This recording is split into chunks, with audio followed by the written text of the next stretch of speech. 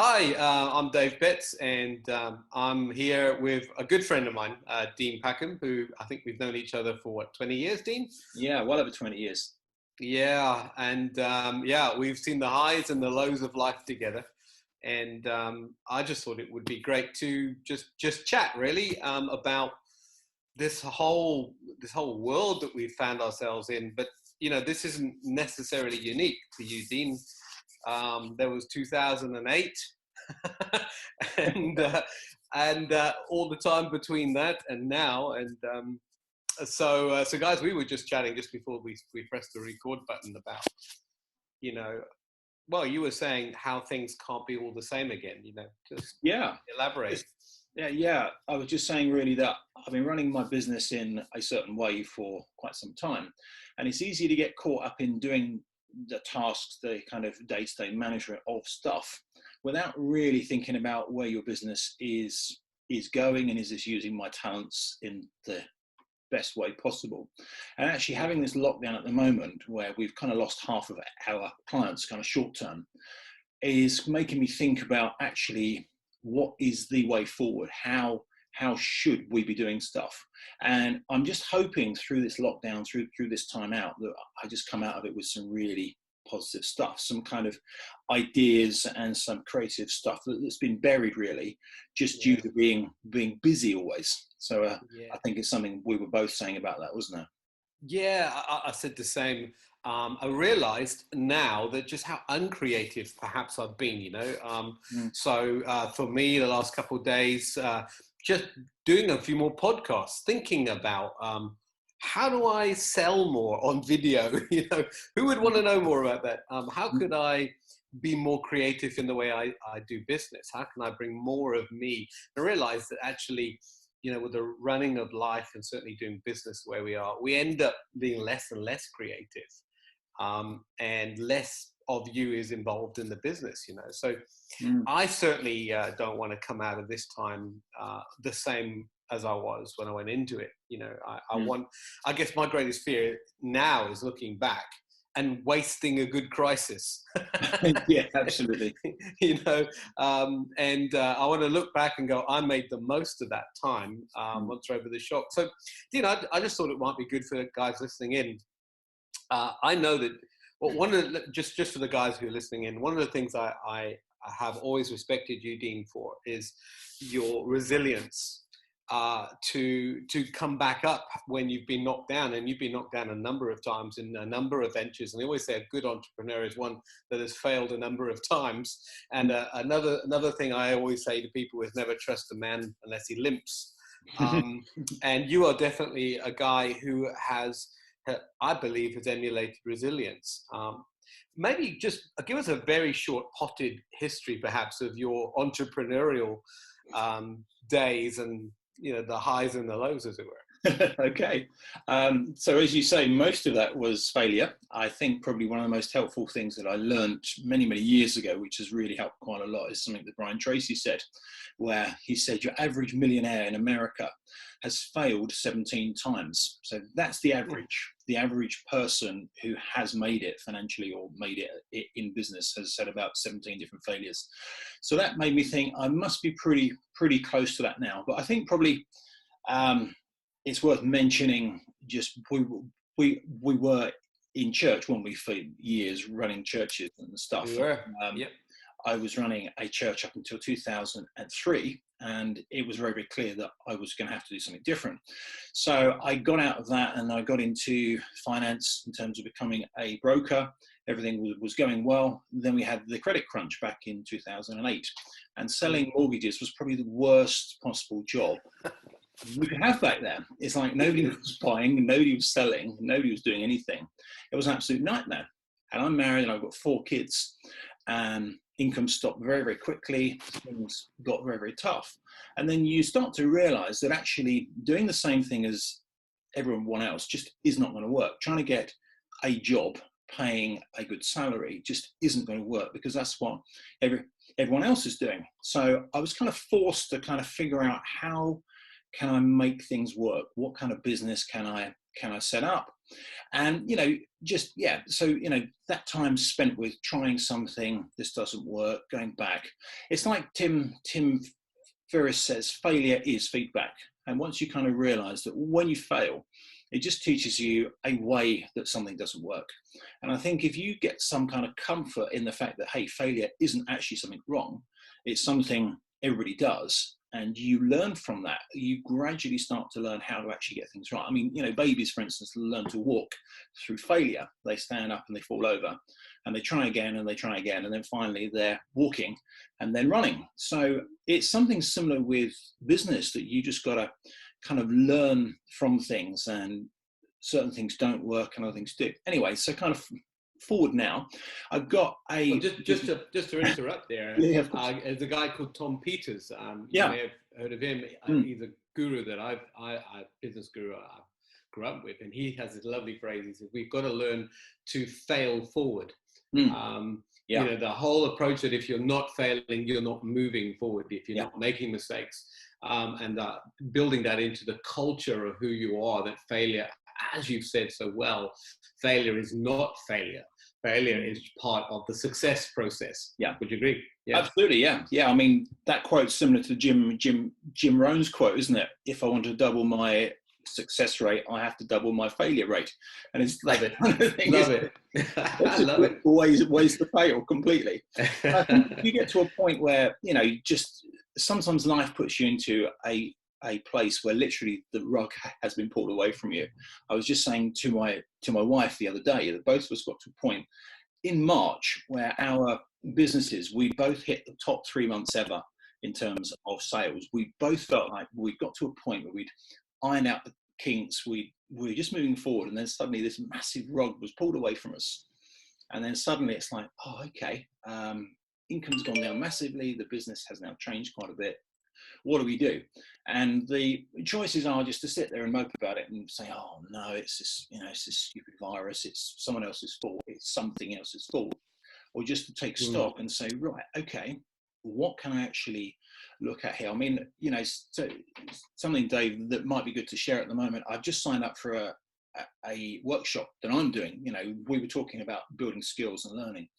And I've just signed up for a workshop, a guy called Frank Kern, who's a marketing guy. And it's a very good workshop. But something he said is, I have decided, or I have chosen over the last 20 years, not to be subject to the financial circumstances going on. Okay, so just literally is the fact, I'm not going to listen to the lie. Money's out there. It's just that money's transferred from one group of people to a different group of people. Yeah. I'm going to find these new people.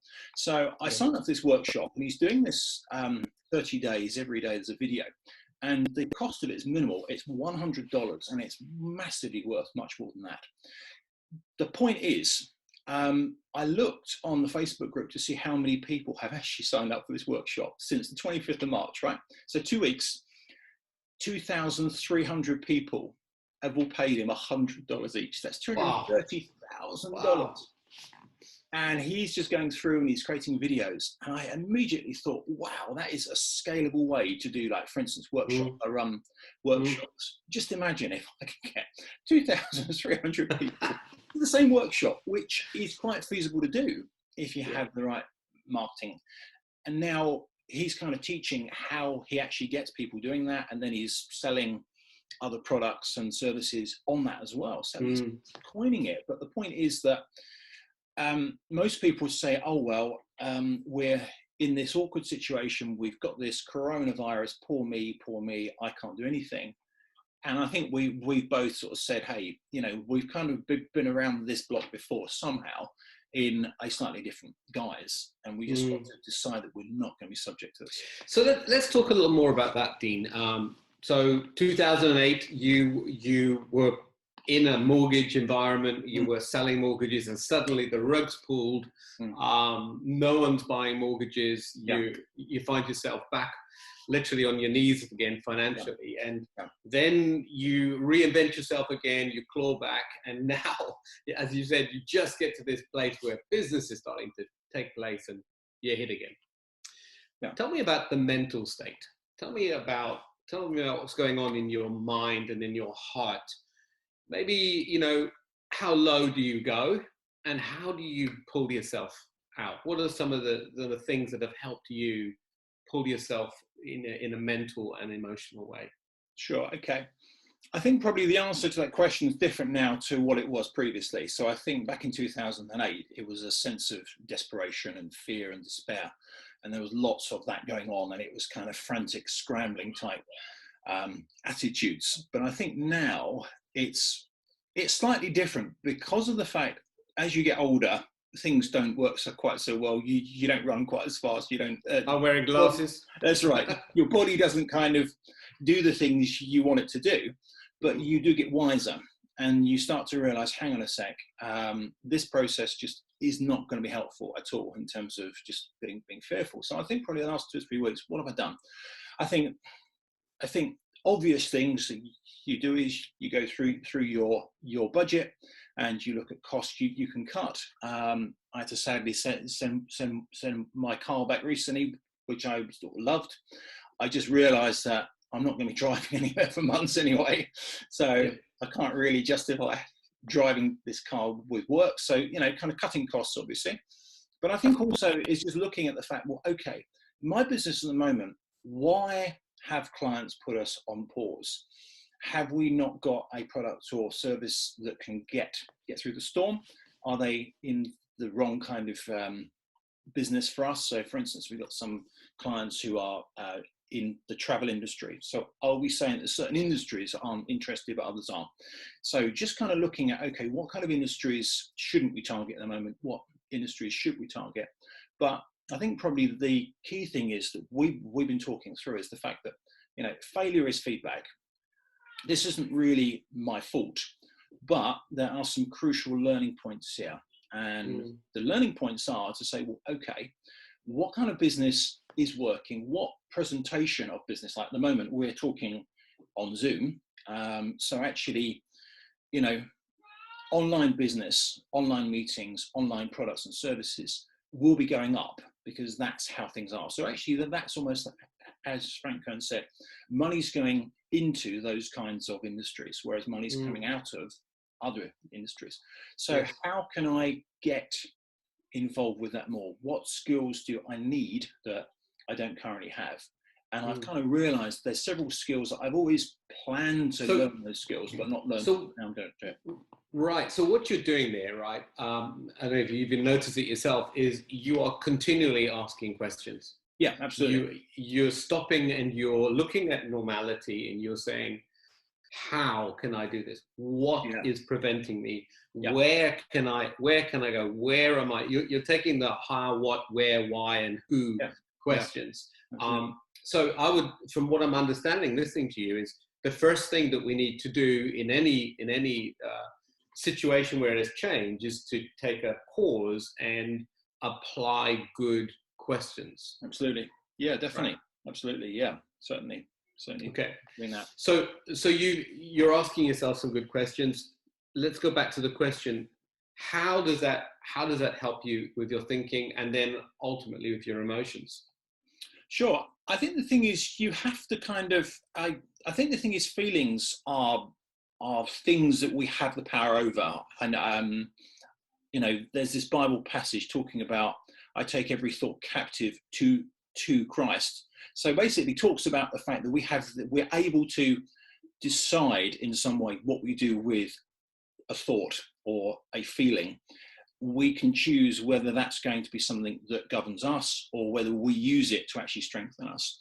So I think at the moment, I kind of realize that though I might be feeling perhaps a little bit scared, perhaps a little bit, you know, kind of flummoxed or out of sync at the moment, this is a situation where that's not actually going to help me forward on this. I have to find an answer. And I think sometimes when you know that you have to find a way forward, it kind of helps because your brain starts to have to find the answer. If you've got any kind of get out clause that you don't actually have to find the answer, it's like if you're training for something, if you just go running occasionally and I'll go running today, I won't go running tomorrow, it's very difficult to do. Whereas if you've got an end goal, I have to get fit for this event, right. It's much easier. So it's the point at the moment it's like And I think as well, often there's, you know, the consequence of loss or the fear of loss can be a greater driver than the benefit of gain. So for instance, if I said, right, I've got £500,000 saved, I want to make twice that. That's a good driver. But if you have a situation where you say, I'm married, I've got 4 children, if I don't start bringing in income over the next few months, we could end up homeless. That's a much bigger driver. So then you move into the realm of you have to make this work. I mean, your business is perhaps slightly different, isn't it? Because you're, you know, based in Britain at the moment, you've got a time period to make the business work. In some ways that works to your benefit more because you have to solve that problem rather than just sitting there just thinking, oh great, I can just be your passive, really. I think what you're saying, and let me maybe rephrase in another way then, is you are changing your internal dialogue, your internal conversation. You are taking control of these thoughts. And we all have panic, right? When this first happened, there was fear. Oh my gosh, what's happening to the world? Followed by panic. You know, am I going to survive? We go down to the bottom of the triangle where now everyone goes and buys toilet paper, right? You know, basic needs and stuff.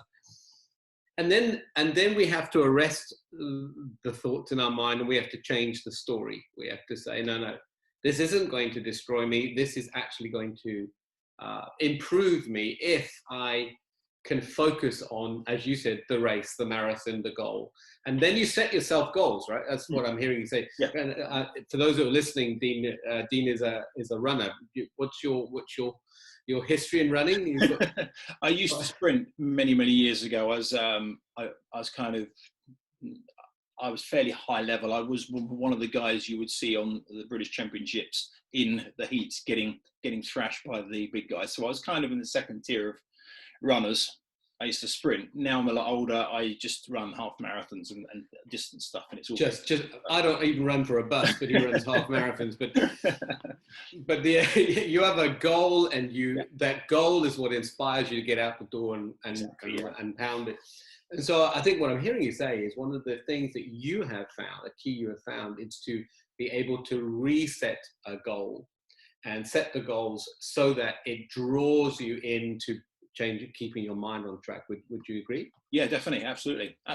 Yeah, I think even prior to this though, I'd probably say every 5 to 6 weeks in my business over the last maybe 2 to 3 years, I've been taking time out, even if it's a day, a morning, something like that, just taking time out to kind of look outside of the business, look at it from the outside again, just to check that we're not just running around in circles. And then just, you know, you often find something that you are doing is completely pointless. And there's other things that you should be doing. You look at the 80-20 rule and constantly goals have to be changed, don't they? Completely. That's interesting. I know we're running out of time a little bit. Well, I think we'll maybe do another one of these podcasts more on this subject, the 80-20 rule, because I think that's what these times really start to put in the magnifying glass. How much time we've spent doing things that actually aren't that productive, you know? and trying to look at, I mean, I love the two words effectiveness and efficiency, and how we spend more of our life trying to be efficient when actually we should be trying to be more effective. Yeah, that's right. So we got a couple more minutes just to finish up. Dean, as I said at the beginning, tenacity, resilience are words that I would certainly encapsulate under your name, Dean. For those that are maybe listening to this, stumbled on it, and are just struggling, just saying maybe it's the first time they've had this rug pulled from their feet and they're young or new in the entrepreneurial world, maybe a couple words of advice for them. Oh gosh, okay. I think probably look at anybody who seems to be doing well in any particular area and go back in their history and you will see a time where they weren't doing well. So basically they have learned to move forward on it. I mean, if you look at, for instance, look at people like Tony Robbins, something like that, who's on stage and he's talking to loads of people and everybody loves him now because he seems to be doing well. But there was a time where he would have been in the same place that you might be now, where everything looked like a failure, things just weren't working out. But actually somehow he or she or that person was able to get through that situation. So pretty much everybody you can think of who has done well or is doing well was at a point where things weren't going well. So basically to kind of recognize that it's quite normal, it's quite natural. There's no need to be feeling guilty or anything. But there are tools like, as we said, sort of planning and stuff, just kind of dealing with emotions and stuff, 80-20 rule, just analyzing or just getting somebody to actually talk with you, to help you to actually get through that situation. You will come through that situation if you want to do so. So just really just look at everyone else and you find, hey, pretty much everybody's been in this boat before. It isn't just you or me or any of us. We've all been there before. That's fantastic, Dean. So to those who are listening, the message here is that we're all in the same boat. We all will be able to survive. We all will pull out. We're all going to fail forward, not fail backwards. And the greatest entrepreneurs out there started with the very smallest of ideas, and they just had the tenacity, like my good friend Dean here, to keep doing until we eventually get to where we want to go. Dean, it's been great chatting to you. Thanks, Dave. And thanks for the podcast today. Yeah, thanks, Dave. Many thanks.